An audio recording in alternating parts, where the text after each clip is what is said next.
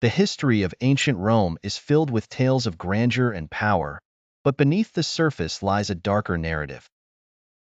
The emperors of Rome were not just leaders of one of the greatest empires in history.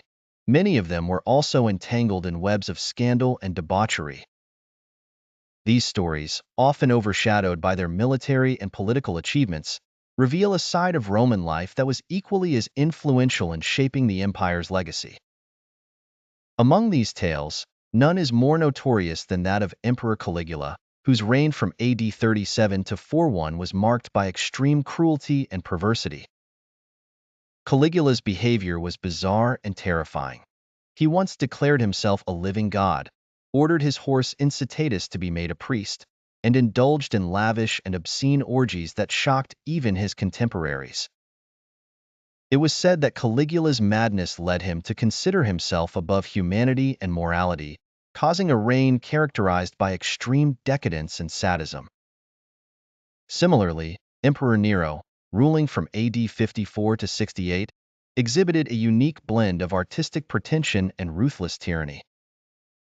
Nero is infamous for his cruel acts, including ordering the murder of his mother, Agrippina, and his pregnant wife, Poppaea Sabina, whom he allegedly kicked to death. However, Nero also fancied himself an artist. He participated in public performances, considered scandalous for an emperor, and even played the lyre while Rome famously burned in AD 64. While some historians argue Nero's participation in the fire is more myth than reality, it remains symbolic of his reign's chaotic and self-indulgent nature. Another example is the story of Emperor Commodus, whose reign from AD 180 to 192 dissolved into decadence and disinterest in governance. Commodus, rather than focusing on statecraft, indulged in a hedonistic lifestyle, participating in gladiatorial games, which was unprecedented for an emperor. His self-comparison to Hercules and his desire to be regarded as a god illustrated his detachment from the responsibilities of leadership. The Senate's disdain for Commodus climaxed with his assassination, an attempt to restore dignity and order to Rome. These emperors, among others, remind us that the grandeur of Rome was often shadowed by the personal failings and excesses of those at its helm. Their stories of scandal and debauchery are integral to understanding the complexities and ultimate vulnerabilities of one of history's greatest empires. Emperor Caligula, who ruled from 37 to 41 AD, is often remembered for his unpredictable behavior and harsh rule. His reign was characterized by extravagant displays of wealth and power.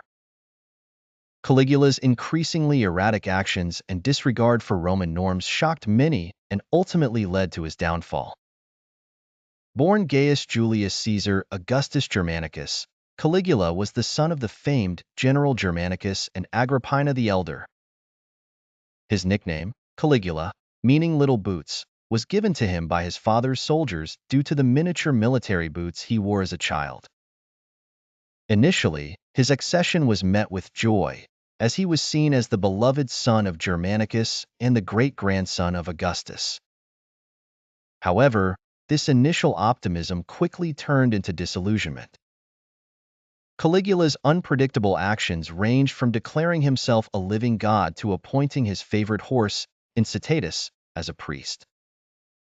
He imposed heavy taxes to fund his lavish projects, such as the construction of luxurious palaces and the organizing of spectacular games and shows. Tales of his cruelty became legendary.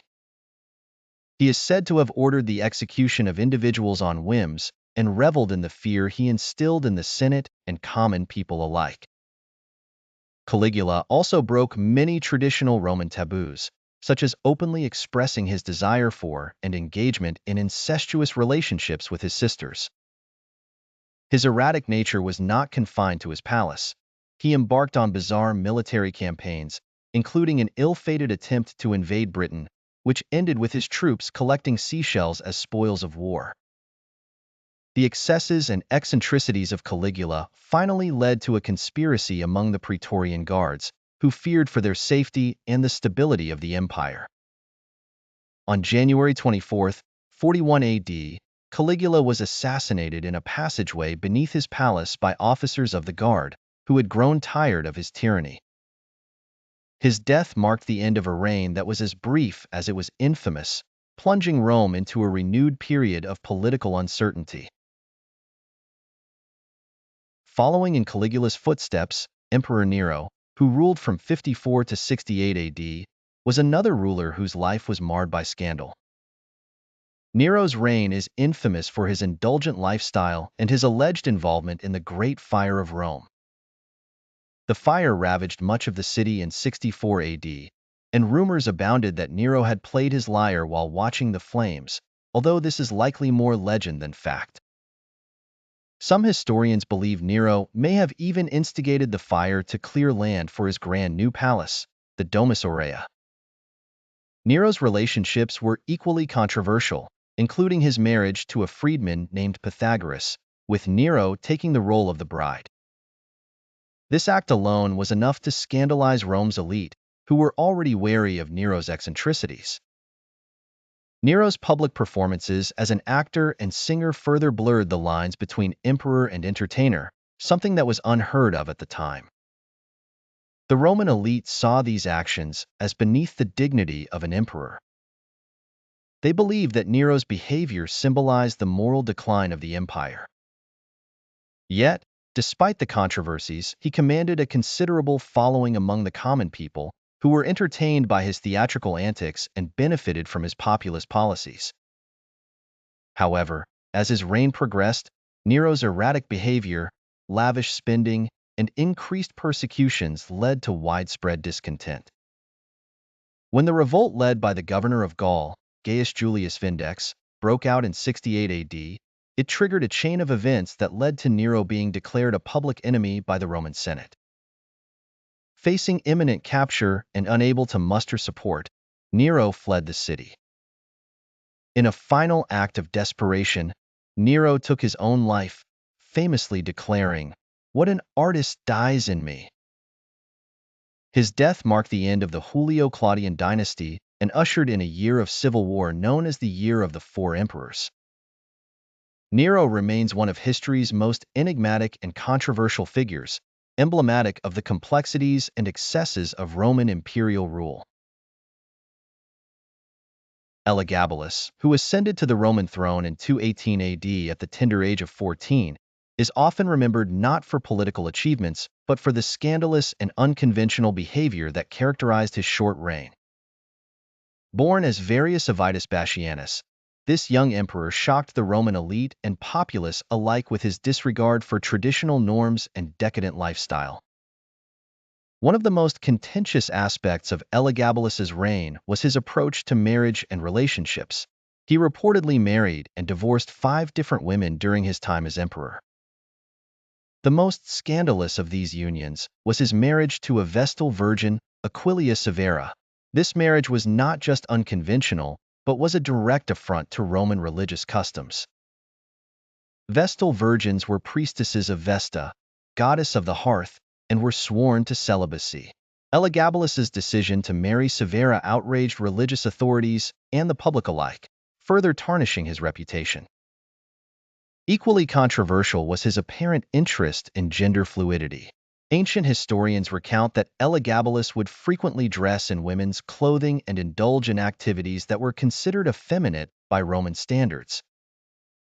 He was said to have offered vast sums of money to any physician who could surgically transform his male genitalia into female genitalia, highlighting a desire to transcend the gender norms of his time.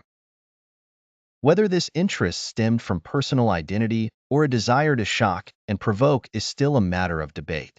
Elagabalus also indulged in numerous sexual exploits, often hosting extravagant parties that were rife with hedonistic activities. His behavior not only scandalized his subjects but also alienated the Roman Senate and military, who saw him as unfit to rule.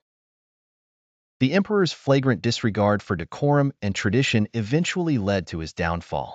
In 222 AD, after just 4 tumultuous years on the throne, Elagabalus was assassinated by the Praetorian Guard. His death marked the end of one of the most controversial and colorful chapters in Roman imperial history. Elagabalus's reign serves as a vivid reminder of how absolute power can be wielded in ways that challenge societal norms and provoke outrage. His legacy, though marred by scandal, continues to fascinate historians and scholars to this day. Emperor Commodus, ruling from 180 to 192 AD, brought further infamy to the Roman throne.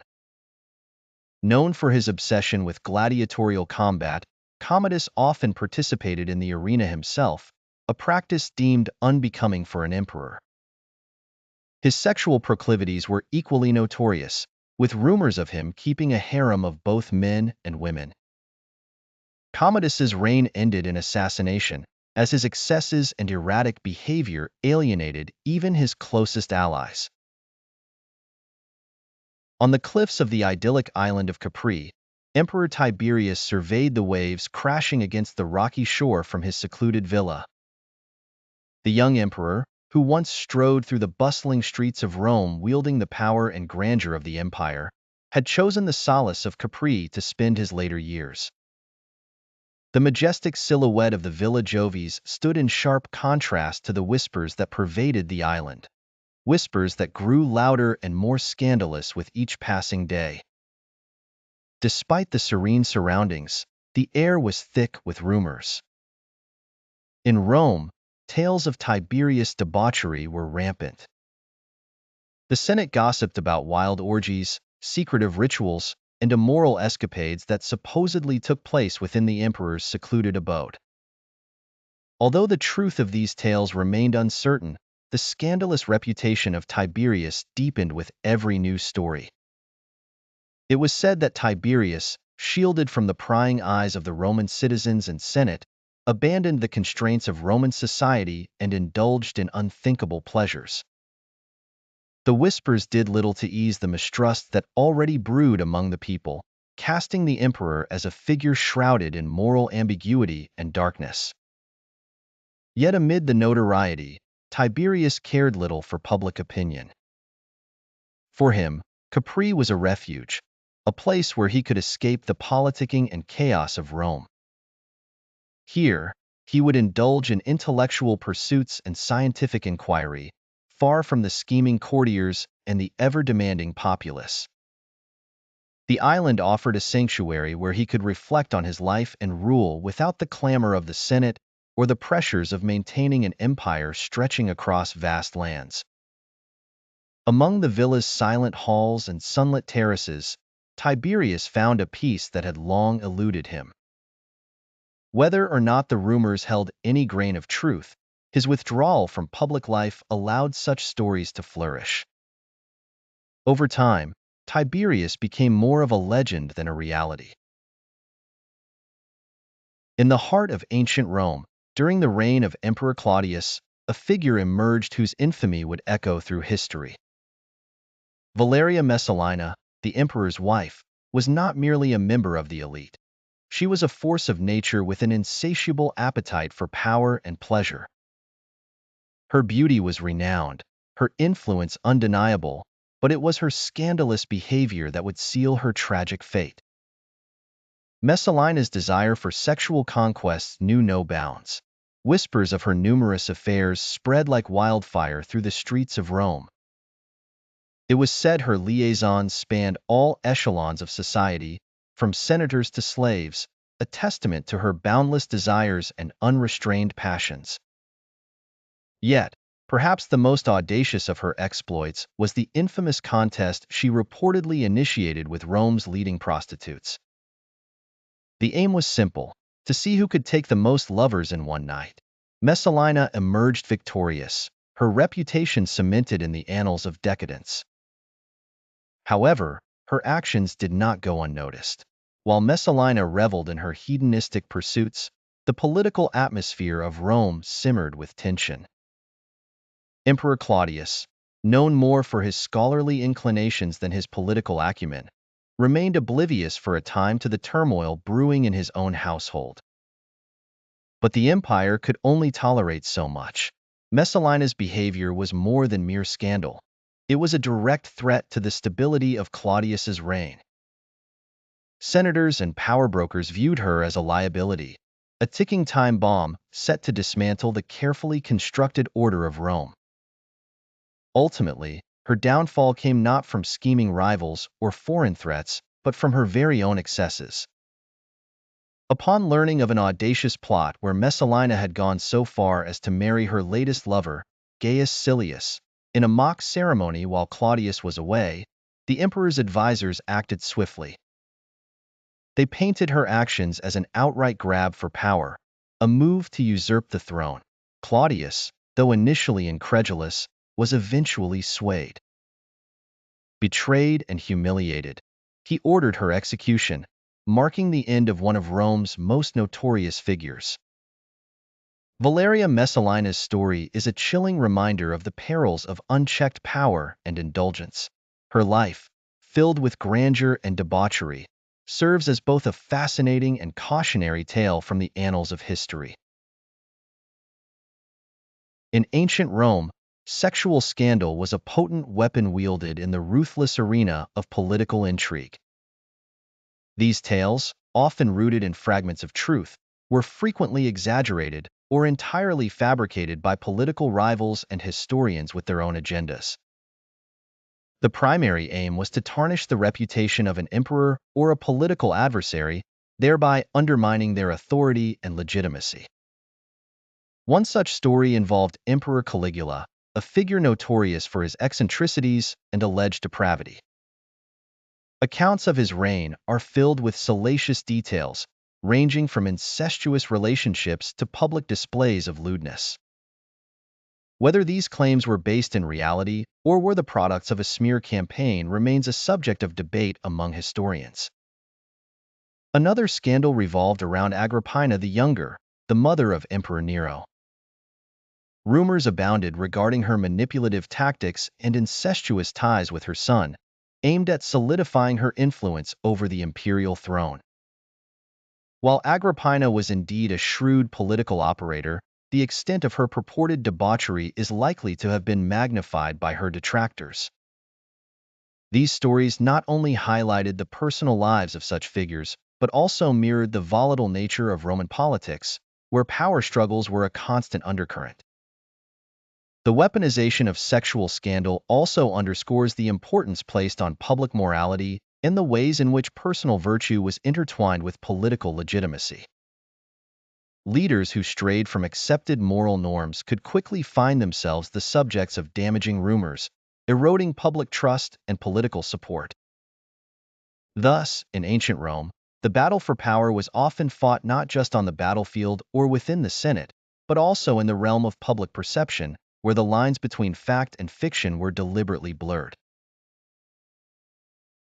The stories of scandalous Roman emperors continue to captivate historians and the public alike.